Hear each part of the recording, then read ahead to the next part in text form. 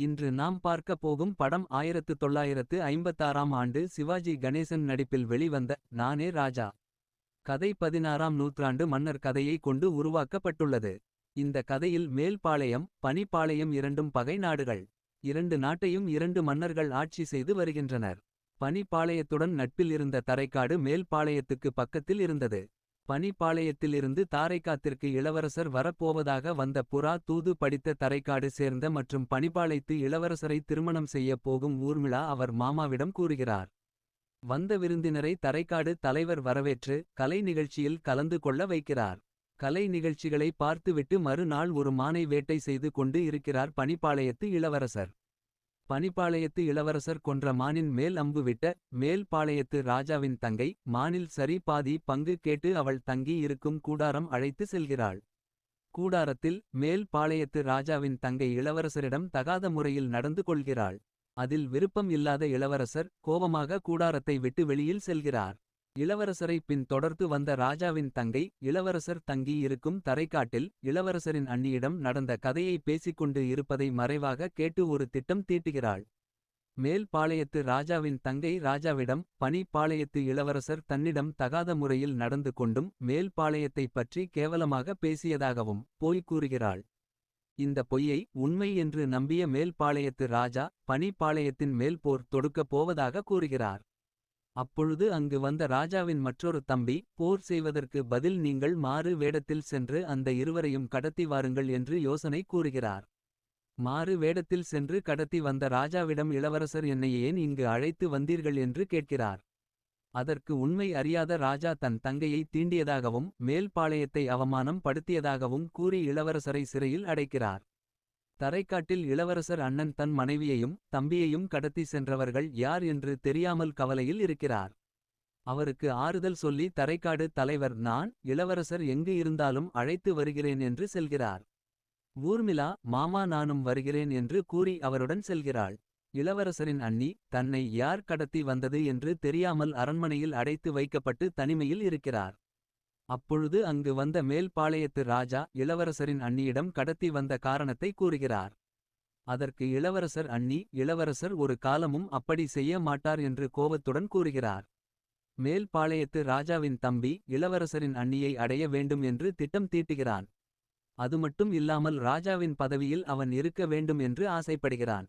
தம்பிக்கு ராஜாவின் தங்கையும் ஆதரவாக உள்ளார். சிறையில் உள்ள இளவரசரிடம் ராஜாவின் தங்கை இப்பொழுது கூட நீ என் விருப்பத்தை நிறைவேற்றினால் உன்னை சிறையில் இருந்து விடுவிப்பதாக கூறுகிறாள். அதற்கு இளவரசர் எதிர்ப்பு தெரிவிக்கிறார். தங்கையின் ஆசையை அறிந்த ராஜாவின் தம்பி தங்கையிடம் நீ எனக்கு ஆதரவாக இருக்கும் வரை இந்த விஷயத்தை பெரிதாக நான் எடுத்துக்கொள்ள மாட்டேன் என்று தங்கையிடம் கூறுகிறான். வேறு ஒரு வழக்கில் ராஜா அரண்மனையில் விசாரித்துக் கொண்டு இருக்கிறார். தவறு செய்தவருக்கு முகமூடி தண்டனை தரப்படுகிறது. ராஜாவின் தங்கை இளவரசரின் அண்ணியிடம் ராஜா தகாத முறையில் நடந்து கொள்ள ராஜாவுக்கு அதிக மது தருகிறாள். இளவரசரின் அண்ணி ராஜாவிடம் தன்னை தீண்டினால் கத்தியால் குத்தி தற்கொலை செய்து கொள்வேன் என்று கூறுகிறார். மது போதையில் இருந்த ராஜா தன் தவறை உணர்ந்து அங்கு இருந்து செல்கிறார். இளவரசர் ராஜாவின் தங்கையிடம் உன் விருப்பத்தை நிறைவேற்ற ஆசையாக உள்ளதாக நாடகம் செய்கிறார். இளவரசர் சரியான நேரத்தில் ராஜாவின் தங்கையை மரத்தில் கட்டி விட்டு தப்பிக்க பார்க்கிறார். ஆனால் அதை கவனித்து இருந்த ராஜாவின் தம்பி இளவரசரை மறுபடியும் சிறைப்பிடிக்கிறார். அரண்மனையில் அடைத்து வைத்து இருக்கும் இளவரசரின் அண்ணிக்கு ஒரு புல்லாங்குழல் இசை கேட்கிறது. அங்கு இருக்கும் காவலாளியை அழைத்து அந்த இசையை இசைப்பவரை அழைத்து வர சொல்கிறார்.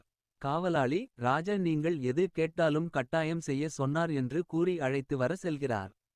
காவலாளியை தண்ணீர் எடுத்து வர சொல்லி அதன் பின் இளவரசரின் அண்ணியிடம் தலைவர் பேசுகிறார். அனைவரும் தப்பிக்கும் நேரத்தில் ராஜாவின் தம்பி தலைவரை சிறைப்பிடிக்கிறார். ஊர்மிளா பணி பெண் போல் நடித்து அரண்மைக்குள் செல்கிறாள். ராஜாவிடம் அழைத்து வரப்பட்ட தலைவர் தான் ஒரு தூதுவராக வந்து இருப்பதாக கூறுகிறார்.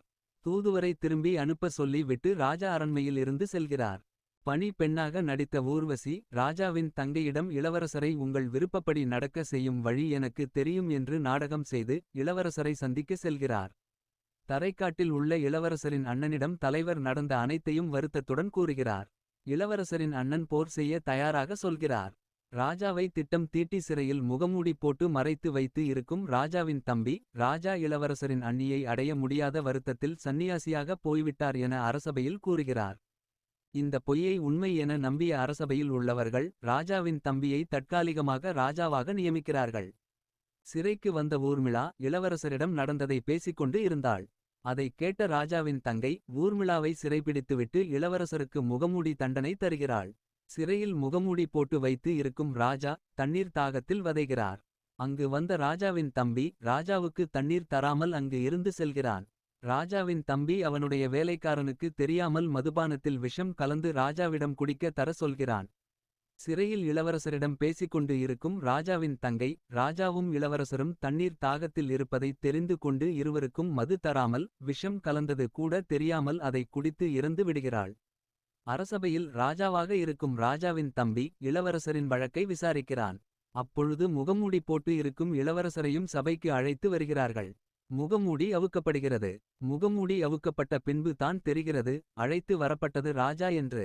ராஜா தம்பியிடம் சண்டை செய்கிறார். இறுதியாக துரோகம் செய்தவனை ராஜா குத்திக் கொள்கிறார். தெரியாமல் செய்த தவறுக்கு ராஜா இளவரசரிடம் மன்னிப்பு கேட்டு அதற்கு பின் அவர்களை உபசரித்து ராஜா அவர்களை நலமாக நாட்டிற்கு அனுப்பி வைக்கிறார்.